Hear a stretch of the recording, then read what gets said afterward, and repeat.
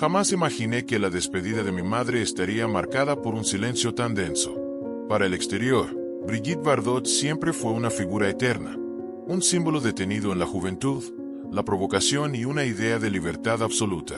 Para mí, en cambio, en esas últimas horas, su presencia fue algo completamente distinto.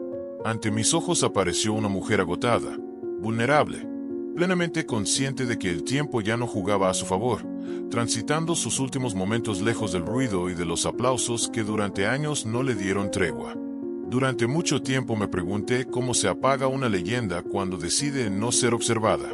¿Qué sucede realmente en las horas finales de alguien que pasó toda su existencia escapando del foco público, incluso cuando parecía necesitarlo? Aquella noche en Saint-Tropez no existieron cámaras, ni homenajes, ni palabras ensayadas. Solo había una casa inmóvil, animales respirando en la penumbra y el peso de una historia demasiado inmensa para caber en una habitación en silencio. Yo no ocupé el lugar que el mundo habría supuesto.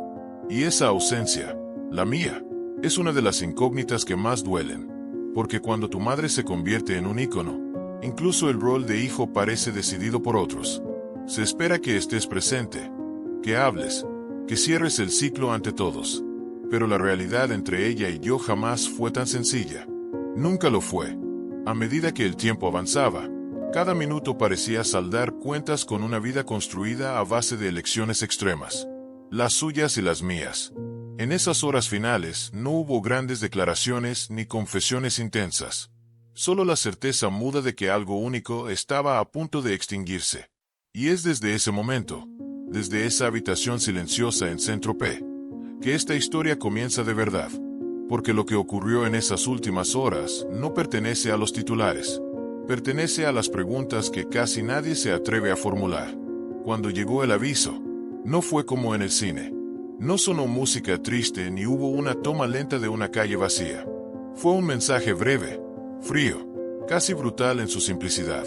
Se fue, 2 palabras demasiado pequeñas para abarcar todo lo que contenían. Y en ese instante comprendí algo que siempre temí. Que mi vínculo con ella no se cerraría con una charla final ni con una reconciliación de último minuto. Se cerraría como casi todo en su vida. En silencio. Apenas la noticia comenzó a circular, el mundo reaccionó con una rapidez implacable. En cuestión de instantes su nombre volvió a ocupar pantallas, titulares y tendencias sin descanso. Gente que nunca la trató lloraba su partida como si perdiera algo propio. Otros repasaban escenas de sus películas como memorias personales de su juventud. Algunos discutían su legado con una frialdad implacable, como si la muerte ofreciera la oportunidad perfecta para ajustar cuentas pendientes. Y yo, mientras tanto, quedé atrapado en un lugar incómodo, fuera del foco, pero inevitablemente dentro del centro de la historia. Porque cuando cae un mito, todos buscan un rostro cercano al que aferrarse. Un hijo, un familiar. Alguien capaz de pronunciar las palabras justas, de calmar a la multitud y dar una sensación de cierre. Pero ¿qué palabras pueden ser correctas cuando toda una vida fue una ruptura constante con lo establecido? Mi madre pasó años evitando ese instante exacto.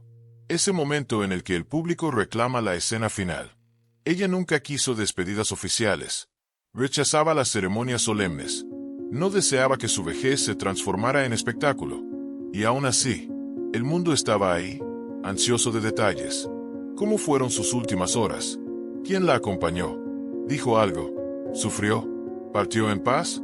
Preguntas repetidas una y otra vez, como si el dolor colectivo necesitara una explicación para sentirse válido. En Francia el impacto fue más profundo que en cualquier otro sitio. Porque Brigitte Bardot no era únicamente una actriz célebre. Era una idea, un símbolo nacional. Una época entera resumida en un solo rostro. Las televisiones rescataron imágenes de los años 60. Ese brillo desafiante en la mirada. Esa forma de caminar como si el mundo le perteneciera. Y mientras esas imágenes se sucedían sin pausa, yo sentía el vértigo habitual. La distancia brutal entre la mujer que el mundo idolatró y la madre que yo conocí. Para el público, ella representaba la juventud eterna. Para mí, en ese día, era ausencia. Y esa ausencia no comenzó con su muerte. Venía de mucho antes. Lo que casi nadie comprende es que cuando tu madre es un mito, la palabra familia deja de funcionar como en otros hogares. No existe normalidad. No hay anonimato. Todo queda contaminado por el ruido. Incluso el amor, si aparece, llega atravesado por el juicio ajeno, por la presión constante, por el peso de un nombre que no te permite respirar. Y entonces surgió la primera sombra tras la noticia.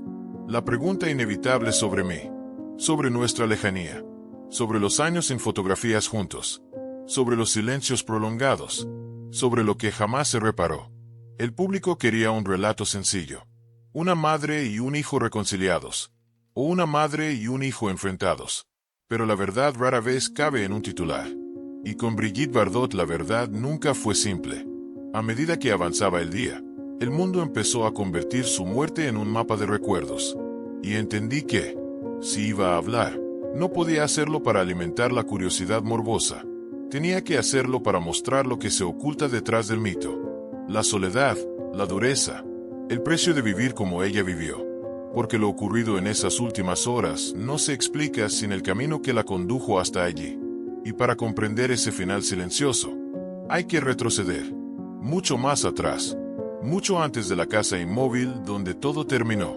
Hay que volver a una mujer arrojada al centro del mundo cuando aún estaba descubriendo quién era. Y ahí es donde esta historia empieza a incomodar. Porque antes de las últimas horas hubo una vida entera de exposición, de huidas, de decisiones irreversibles. Y nada de eso desapareció cuando el silencio finalmente llegó. Ese silencio solo lo volvió más visible. Para entender lo sucedido en esas últimas horas es necesario regresar mucho más en el tiempo. A una etapa en la que mi madre todavía no era un símbolo, pero ya comenzaba a dejar de ser solo una persona. Brigitte Bardot no eligió convertirse en leyenda. Fue empujada hacia ese lugar por una época que necesitaba un rostro, un cuerpo y una provocación. Y una vez que ese engranaje se puso en marcha, ya no hubo manera de detenerlo. Desde muy joven mi madre vivió bajo una mirada constante. No era una mirada curiosa ni afectuosa, sino una mirada exigente. Exigía belleza eterna, deseo permanente, rebeldía medida.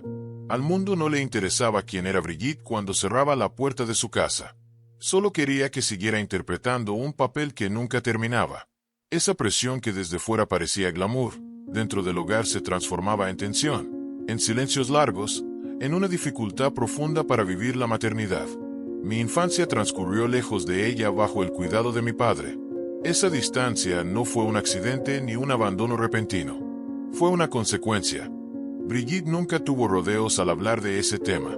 Afirmaba sin titubeos que no había nacido para la maternidad, que pensar en una vida dependiendo de ella le resultaba sofocante. Para muchos, esas declaraciones fueron difíciles de perdonar. Con los años, para mí empezaron a adquirir sentido. No fueron simples de asimilar, pero dejaron de parecer incomprensibles. Crecí consciente de que mi madre era venerada por millones, deseada por generaciones enteras, y al mismo tiempo incapaz de sostener una presencia estable en mi existencia. Esa paradoja deja huella para siempre, porque se aprende muy pronto que el amor de las multitudes no sustituye la cercanía íntima. Y también se entiende que medirse con un mito es perder antes de comenzar. Mientras el mundo la aplaudía como emblema de libertad, por dentro ella comenzaba a resquebrajarse.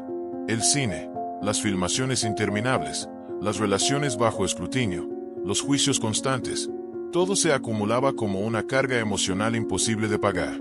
Cada éxito traía consigo una exigencia nueva. Cada portada reforzaba un personaje del que ya no podía desprenderse. Hubo etapas sombrías, intentos de escape que no siempre fueron entendidos. Silencios leídos como caprichos, cuando en realidad eran formas de protegerse. En casa nunca se hablaba de la fama como un regalo, sino como un peso que cargaba sola, sin red, sin instrucciones.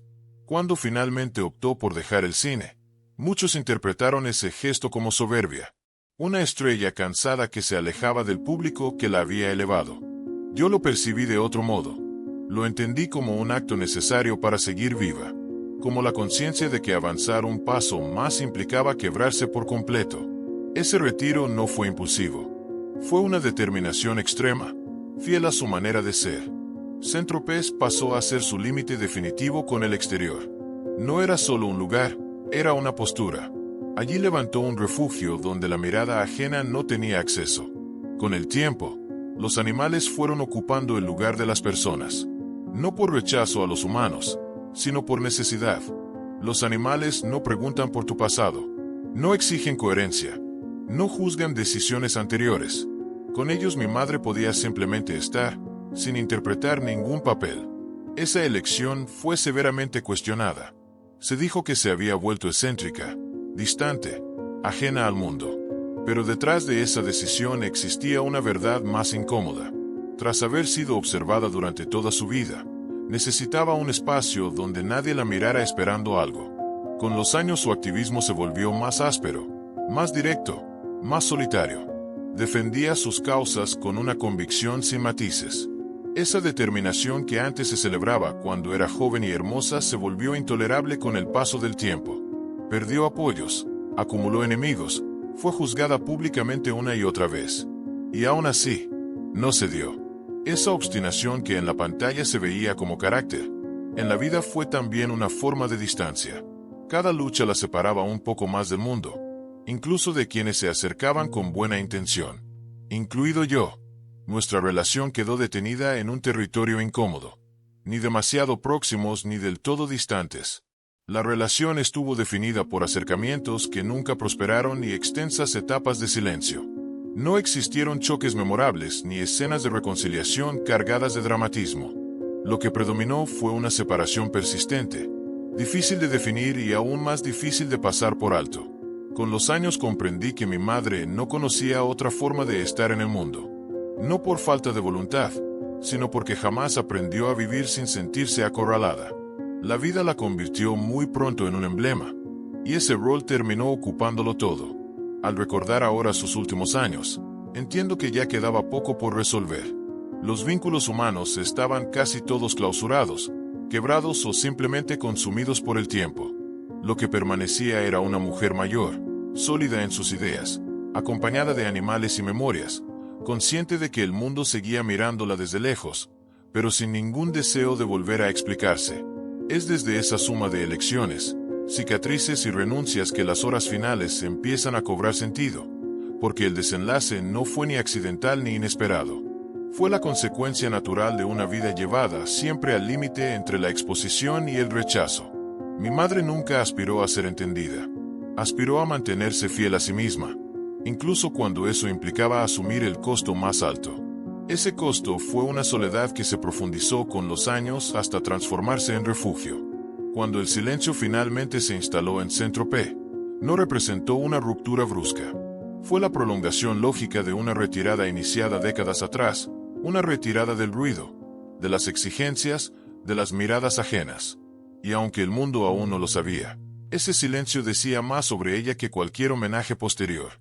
En las semanas anteriores a su muerte, el exterior recibió apenas señales. No hubo entrevistas finales ni apariciones simbólicas calculadas. Ese puente había sido cortado mucho tiempo antes. Su existencia se había reducido a un círculo mínimo, casi cerrado, donde cada jornada seguía una rutina exacta, como si el tiempo hubiera dejado de perseguirla. Saint-Tropez ya no era el escenario luminoso que muchos imaginaban, sino un refugio callado, construido a la medida de su necesidad de calma. Las mañanas empezaban temprano, no por compromisos públicos ni llamadas urgentes, sino por los animales, que siempre fueron el eje de su día, la razón para levantarse incluso cuando el cuerpo comenzaba a imponer límites que ella nunca aceptó con facilidad. La edad había cumplido su función. Su salud era frágil, no de forma espectacular, sino constante, un desgaste acumulado y silencioso que obligaba a avanzar con más lentitud, a descansar, a atender un cuerpo que durante décadas había sido relegado. Aún así, su temperamento permanecía intacto. No se lamentaba en voz alta ni exageraba. Simplemente ajustaba el paso y continuaba. Hubo indicios, claro, cancelaciones sin anuncio, consultas médicas más frecuentes, visitas breves y estrictamente necesarias, siempre lejos de cualquier posibilidad de convertirse en noticia. Quienes estaban cerca sabían que ese era su modo de protegerse hasta el final, reduciendo el mundo a lo indispensable y eliminando lo accesorio. En esos días hablaba poco del pasado. Si surgían recuerdos, lo hacían sin nostalgia. No había balances ni arrepentimientos expresados, ni confesiones finales. Había aceptación, y en ella aceptar no significaba rendirse, sino mantener coherencia. La coherencia de alguien que ya había tomado todas las decisiones importantes y no sentía la necesidad de revisarlas. El día previo a su muerte transcurrió sin sobresaltos, sin hechos destinados a convertirse en titular, sin gestos que anunciaran el final de manera evidente.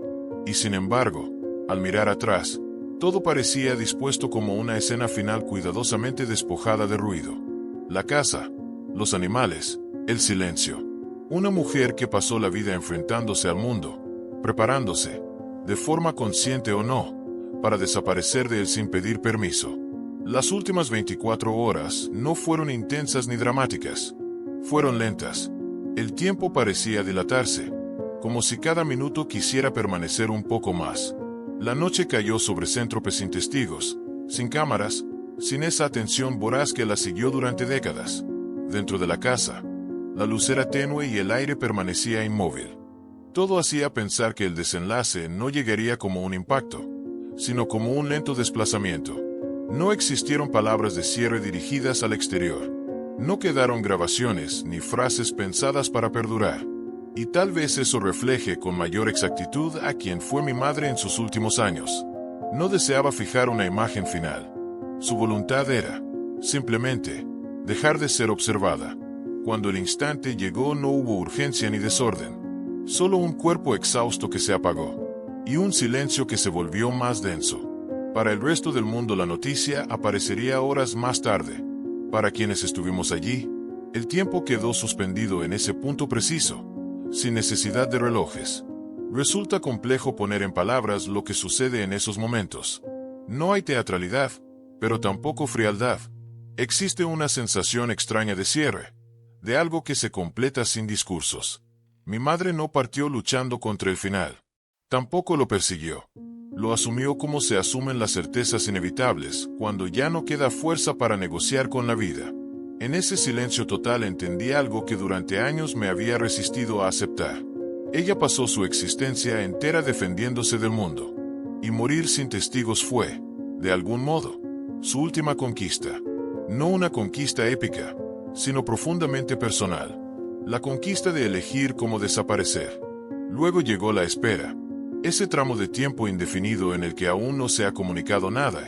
Sin embargo, todo es distinto. Los animales seguían allí, ajenos al peso simbólico de lo ocurrido. La casa permanecía tranquila. Nada parecía haberse movido, pero todo había cambiado. Ese espacio, esas horas invisibles para el exterior, son las que nunca aparecerán en documentales ni especiales televisivos. Porque no ofrecen espectáculo. Ofrecen algo mucho más difícil de mostrar.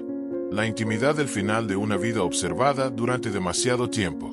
Cuando finalmente la noticia salió de ese círculo cerrado, lo hizo como suele suceder con las figuras públicas, convertida en suceso, en algo que debía ser explicado, analizado, discutido. Pero lo cierto es que en esas últimas horas no hubo nada que descifrar. No existió misterio ni escándalo. Solo una coherencia silenciosa entre la vida que había llevado y la forma en que eligió irse. Para muchos fue incomprensible que no existiera una despedida pública. Para otros, una provocación final. Para mí fue simplemente ella. La misma mujer que durante décadas se negó a negociar su identidad, incluso cuando eso le costó afectos, comprensión y compañía. Mientras los medios empezaban a recomponer su historia, yo seguía anclado a esas horas que nadie presenció. Horas sin cámaras, sin micrófonos, sin titulares, horas que no pedían ser recordadas, pero que explicaban todo, porque el final de mi madre no fue un accidente ni una ausencia. Fue la consecuencia lógica de una vida vivida, siempre al margen de las expectativas ajenas. Comprender eso transforma por completo la manera de mirar su muerte. Ella no quiso convertirse en un símbolo en su despedida. No quiso ofrecer una última versión de sí misma para el consumo público. Optó por algo mucho más radical: desaparecer sin dar explicaciones. Y en ese gesto silencioso, incomprendido por muchos, estaba concentrada toda su historia. Cuando el mundo comenzó a hablar, ella ya no estaba allí para responder. Y quizá nunca tuvo intención de estarlo. Tras su muerte, el silencio fue breve. Siempre lo es cuando desaparece alguien como ella. Bastaron unas horas para que la noticia cruzara fronteras y regresara transformada en aquello que mi madre había temido durante toda su vida. Un hecho público. Las redacciones se pusieron en marcha. Los archivos se abrieron. Las imágenes volvieron a circular con una intensidad casi agresiva. Brigitte Bardot ya no estaba, pero su imagen reaparecía con una fuerza que parecía negar su ausencia. Desde mi lugar observé ese proceso con una mezcla de distancia y aceptación. Sabía que ocurriría. Sabía que el mundo necesitaba reconstruirla, clasificarla, decidir qué versión de ella debía permanecer. Para algunos sería la actriz radiante de los años 60. Para otros, la activista radical, incómoda y polémica. Para otros más, una figura contradictoria, imposible de querer sin reservas. En medio de todas esas versiones quedaba la persona real, la que había muerto sin aplausos, sin discursos, sin una última escena. No hubo investigaciones sensacionalistas ni teorías oscuras alrededor de su muerte. No era ese tipo de final. Y, sin embargo, surgió otra clase de controversia, más sutil, más persistente. La disputa por el relato. ¿Quién fue realmente Brigitte Bardot? ¿Qué pesa más, la obra o las palabras? ¿La belleza o el carácter? ¿El mito o la mujer? Las preguntas se multiplicaron porque su vida nunca ofreció respuestas cómodas. Algunos cuestionaron el silencio que rodeó sus últimas horas. Otros lo defendieron como un acto de coherencia absoluta. Yo lo entendí como lo que siempre fue. Una mujer que eligió retirarse del mundo antes de que el mundo terminara de devorarla. Las reacciones oficiales fueron sobrias, casi contenidas, como si incluso las instituciones entendieran que cualquier exceso traicionaría su voluntad. No hubo homenajes grandilocuentes ni ceremonias que la devolvieran al centro de una escena que había dejado atrás hacía décadas. Desde esa perspectiva, su partida fue tratada con más consideración que muchas de las elecciones que tomó mientras vivía. Para mí, lo realmente decisivo no estuvo en los grandes titulares ni en las imágenes repetidas hasta el agotamiento. Estuvo en una certeza que se impuso al final. Ya no habría diálogos pendientes, ni ajustes por hacer, ni explicaciones que llegaran tarde. Nuestra relación quedó detenida en ese territorio incierto que solo conocen quienes crecen bajo la sombra de un mito, un lugar donde el afecto y la lejanía coexisten sin resolverse. Con el paso de los días, cuando el eco mediático empezó a apagarse, emergió otro tipo de silencio. No el de la muerte en sí, sino el que aparece después, cuando se acaban las noticias y solo sobreviven las preguntas íntimas. Ese fue el tramo más duro, porque sin cámaras, sin periodistas y sin voces externas, quedaba únicamente la realidad de haber perdido a una madre, incluso cuando esa madre nunca fue del todo mía. Mirar el pasado desde ese desenlace transforma todo. La niñez, la distancia. Decisiones que antes parecían frías adquieren otra densidad. No duelen menos, pero se vuelven más humanas. Mi madre nunca fue una figura simple. Jamás lo fue. Tal vez el mayor error fue exigirle simplicidad, reclamarle coherencia emocional, una maternidad convencional o arrepentimientos públicos. Brigitte Bardot nunca funcionó de ese modo, ni quiso hacerlo. En sus últimas horas no hubo confesiones en voz alta ni tampoco rencor.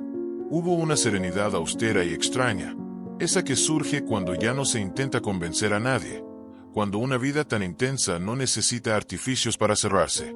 Ese silencio final, tan cuestionado por algunos, fue en realidad una declaración, una última manera de decir hasta aquí. Al observar su legado resulta imposible dividirlo en compartimentos ordenados. La actriz revolucionaria, la mujer deseada, la activista feroz, la figura polémica, la madre ausente, todo convivió en ella sin pedir permiso. Juzgarla desde un único ángulo es negarle la complejidad que marcó cada uno de sus actos.